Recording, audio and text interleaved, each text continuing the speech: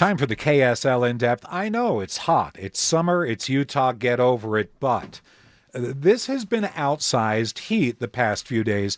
And our question is, will it continue for days, weeks? Kevin Eubank is live in the studio with us. Are we setting up for a pattern that's going to last a while? You know what? It's an interesting little thing. We typically start to see the monsoonal moisture surge up during the month, really towards the end of July. This year, it's coming a little bit earlier, and so we saw those extra hot temperatures, that streak of 100-degree temperatures in Salt Lake City, which is also a little bit early. We got that started in June and then continued through parts of July. But now, I think we've entered in a little bit of the monsoonal season a little early this year, and I think it will likely last right on through July and into August, which is typical for that type of pattern. Now, describe for me what monsoonal season means. Well, monsoon is typically a seasonal shift in pattern flow. So we typically have a big high pressure that comes in during the month of June. When that migrates over to the Four Corners region, it starts to draw in moisture from Mexico and southern Arizona from the Gulf, and it starts bringing that moisture up into Utah, which turns into these afternoon thunderstorms.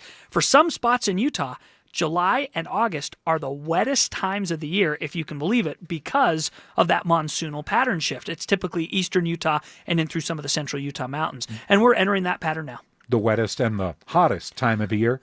So how long is the triple-digit heat Well, conceivably going to last? yeah, we're actually in the 90s today, and we're going to stay in the 90s for the rest of the week, all the way through Friday, and then we'll bump back into the triple digits for Saturday, Sunday, and Monday. So we average 6 days of 100-degree temperatures during the year for Salt Lake. We've already surpassed our 6 days. The record is 21, and we're not going to be shooting for that. But Okay. I think we're going to still get some plenty more 100-degree days for during the month of July All and right, August. so there's your confirmation that it's hot, but I want to also ask you about Kanab and the storm. They were slammed this weekend. Yeah. What's going on there, and is that version of monsoon season coming here? Well, no. Right now, it looks like a lot of this moisture is hitting through central and southern Utah and then curling out through the Uintas and points east. So Salt Lake City, I don't anticipate we'll get a few stray pop-up storms both today and into the day tomorrow and on Wednesday. But what happened in Kanab over the weekend, they got an inch of rain in the city, and then they got 2 inches in the mountains outside of the city.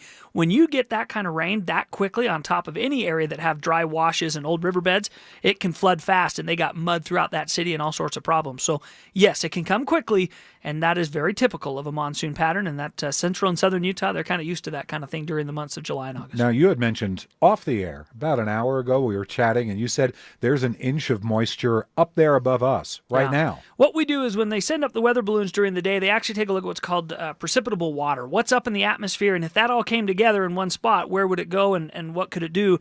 When you start getting levels of 3/4 of an inch to an inch of water up in the atmosphere, if those unload under the right conditions, you can get all sorts of heavy, heavy rain. Now, I just checked some of the stations.